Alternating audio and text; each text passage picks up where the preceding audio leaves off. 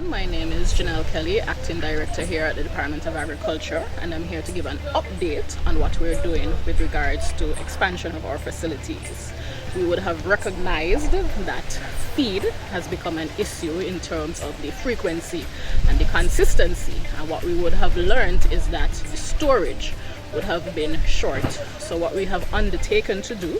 where the feed is currently stored here at the department at Shed 1, we're going to be expanding the storage facility. So normally where we have the feed located, it's going to go right up to the back, and we anticipate and estimate that that could cater for another 1.5 to approximately 2 containers of feed. This will greatly help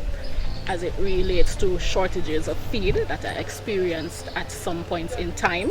and we'll be able to assist our farmers in getting the necessary inputs they need to service their animals, to feed them, get them the appropriate nutrition that they need. Now with this expansion, we're also going to be doing some repair work to the roof area that services this particular area where the feed is stored. So you would notice we would have replaced some of the galvanized to ensure that the feed does not get wet, and also we're going to readjust the system, so in terms of where you access to get to the officers to get inputs, that is chemicals and seeds, that will still be in place, but we've just rearranged now to accommodate for this expansion. Stay tuned, we have plans for the future for more storage for our feed and for our other inputs here at the Department of Agriculture.